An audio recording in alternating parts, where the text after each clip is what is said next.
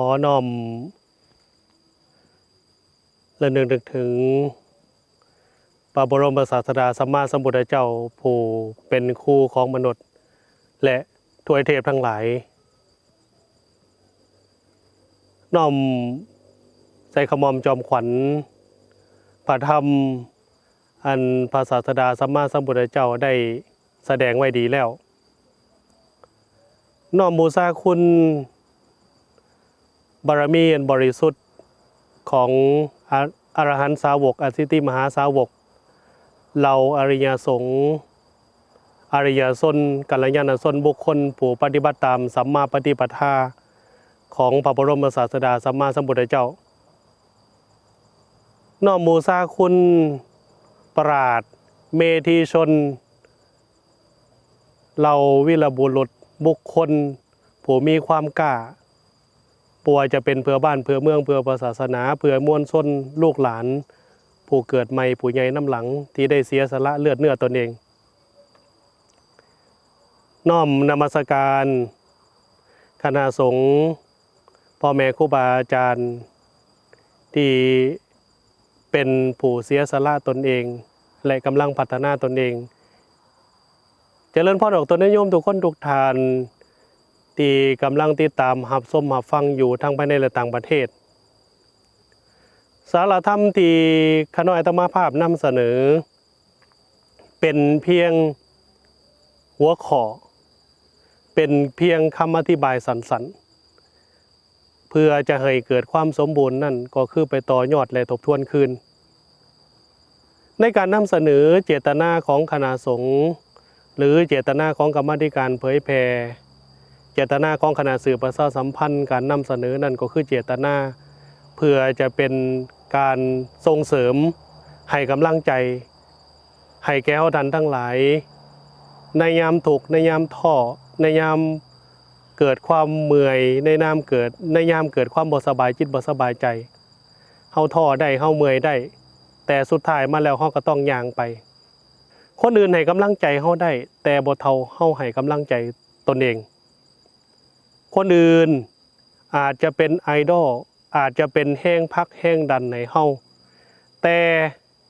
จะก้าวจะก้าวไปจะต่อยอดจะพัฒนาหรือบ่พัฒนานั้นก็อยู่ที่ตัวเฮาเอง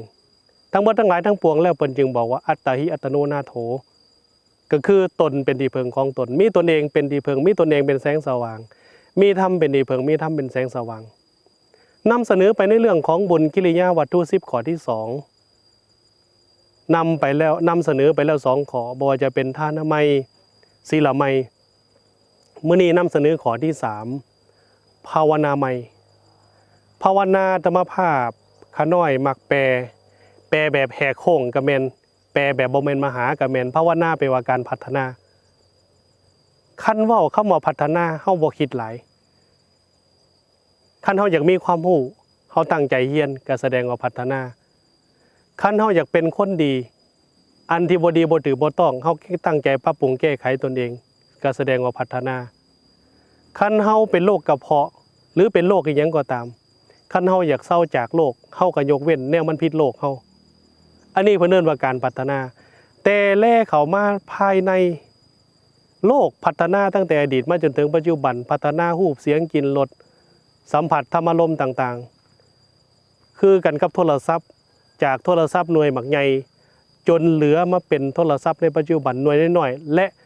เพียบพร้อมทุกอย่างจนเอิ้นชื่อได้ว่าสมาร์ทโฟนกล้องถ่ายรูปก็เช่นเดียวกันเริ่มต้นหน่วยหมักใหญ่โทรภาพก็ดีเริ่มต้นหน่วยหมักใหญ่โทรภาพนี่หน่วยซ้ำเพื่อนสมัยก่อนพัฒนามาจนคุมื้อนี่เป็นแอปอยู่ในมือถือเพราะฉะนั้นนี่พระพุทธศาสนาบ่ได้เคยปฏิเสธโลกพัฒนามาตลอดก็ถือว่าดีคือเสียงนี่ลำโพงจากบักใหญ่ๆพัฒนามาเป็นน้อยๆดีเมมโมรี่แต่ก่อนบ่ได้มีพัฒนามาจากเป็นแผ่นเป็นจานแต่ปัจจุบันพัฒนามาเป็นตัวน้อยๆพระพุทธศาสนาก็บ่ได้ว่าบ่ดีแต่ในที่สุดแล้วที่จะเฮ็ดให้โลกรอดได้ตัวเองรอดได้นั่นก็คือการหวนเข้ามาภายในภาวนาในที่นี้ถ้าเฮาแลเข้ามาเบิ่งภายในนั่นก็คือการพัฒนาหูตาดังลิ้นกายใจ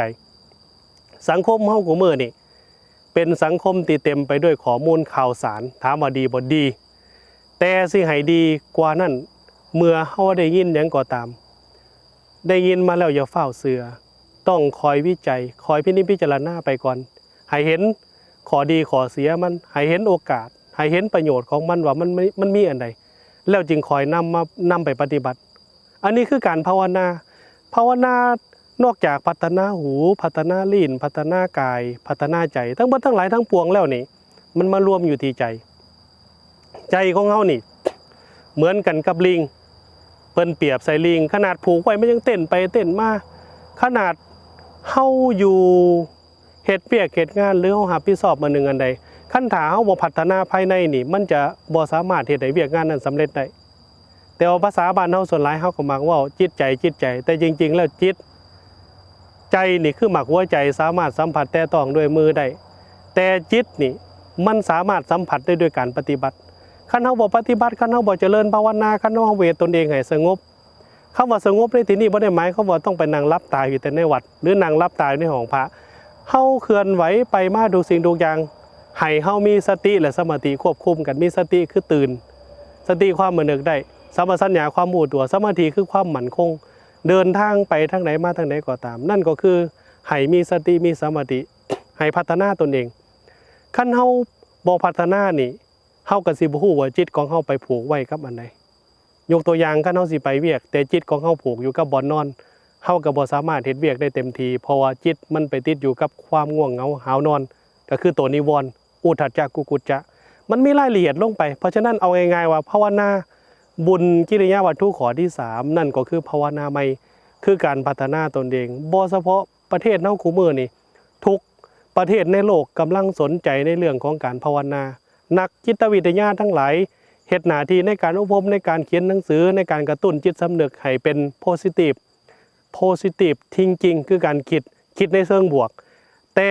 เหนือการคิดในเชิงบวกการกระตุ้นความคิดในเชิงบวกกระตุ้นจิตสำนึกนี่มันได้ชั่วคราวแต่สิให้มันแน่นอนนั่นก็คือการเจริญภาวนาพัฒนาจิตสำนึกภายในของเฮาแล้วในที่สุดในทางพุทธศาสนาเฮาก็จะไปถึงจุดสุดท้ายนั่นก็คือนิพพานฝากไว้ทุกท่านให้นำไปพินิจพิจารณาวิจัยก่อนจะได้นำไปปฏิบัติ